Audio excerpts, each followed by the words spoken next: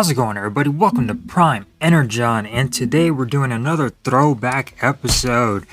Today we're going to be taking a look at the Dark of the Moon Walmart exclusive Bumblebee. Now this was part of the whole Mech thing from Walmart. This is a pretty old character, and this was one of the first Transformers that I had gotten back in the day, and we're just taking a look and see how it's held up over time. And how this is a fantastic looking Bumblebee. I do like this version of Bumblebee. He looks really good, and I think the detail on him is actually really good compared to a lot of other Bumblebees that we've gotten. So very fantastic, and like I said, taking a look at how he's held up and how this figure stacks up today, and a little throwback on this guy. So coming up to his head, as far as the detail goes, you can see very nicely sculpted on the head and nicely painted too, compared to a lot of other Bumblebees. This guy really looks pretty good in my opinion. The joints a bit loose, or a bit tight on here.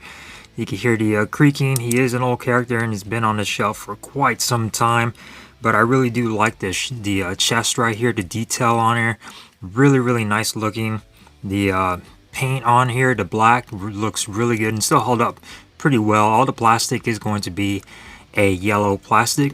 You get a lot of detail here on the chest, which looks great, and then you see on the crotch area, looks really good. The sculpting on this guy, I think, came out really well on this figure.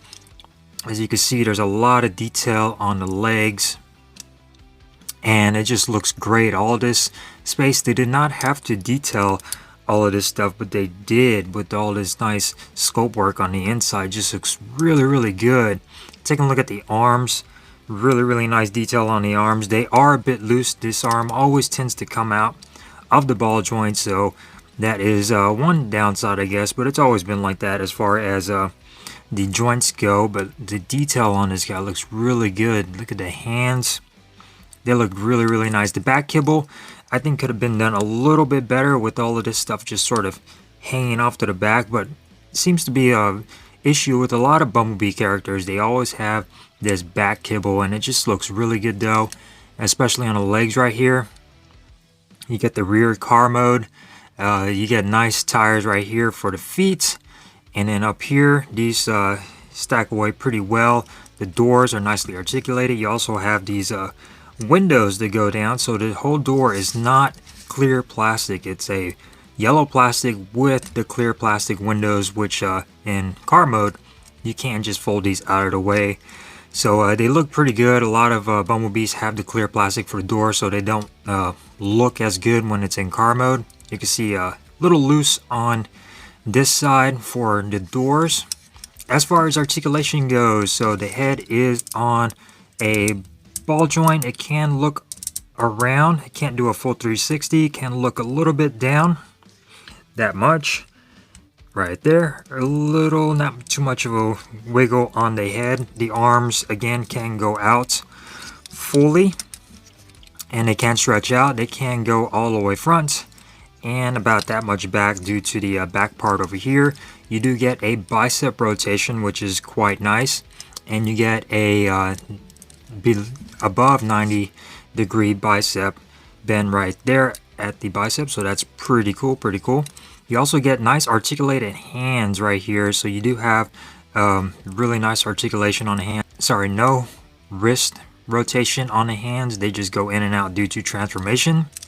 And as far as a waist swivel, you get a waist swivel, which is pretty cool. The leg can kick all the way front, and they can go about that much back without everything hitting the back kibble right here. So a lot of stuff on the back. Again, you get thigh rotation on here, which is awesome. They are on a ball joint, so they can do the full splits.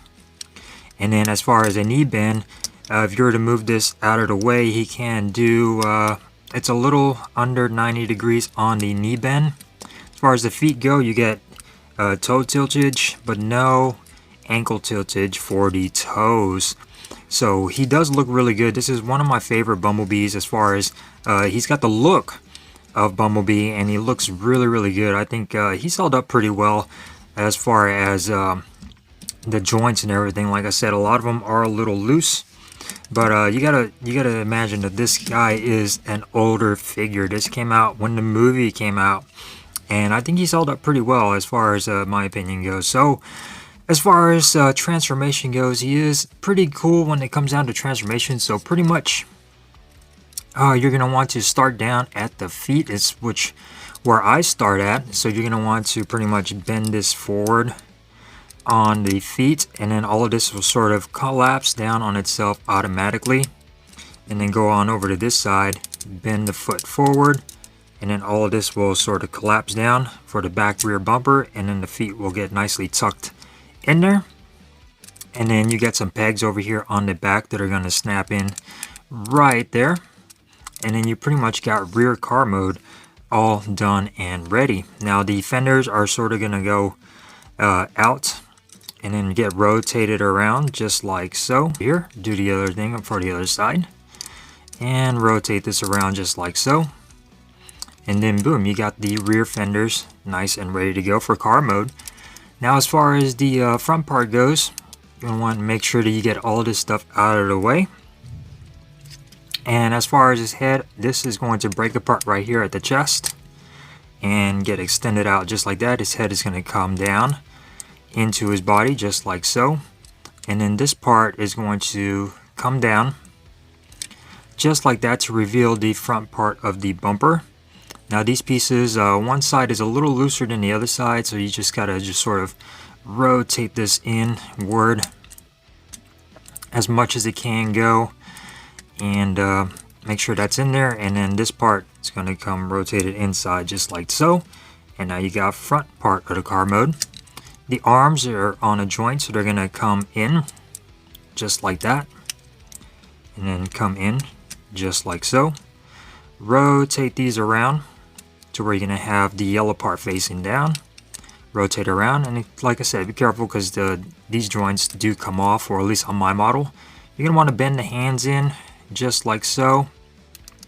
And the transformation has the arms like this. I like to sort of rotate them around. That way they're nicely tucked in there just like so. And it's either this way or the other way. Now as far as the wheels go, the doors are going to come in. You're going to want to fold down the clear part of the windows. Fold them down just like so. Bring in the wheels and snap them into place just like that. This part, like I said, tends to want to be a little loose. Extend the hood of the car and then sort of bring it down, and you're going to get a little tab down in here that's going to go into the front part of the car just like that.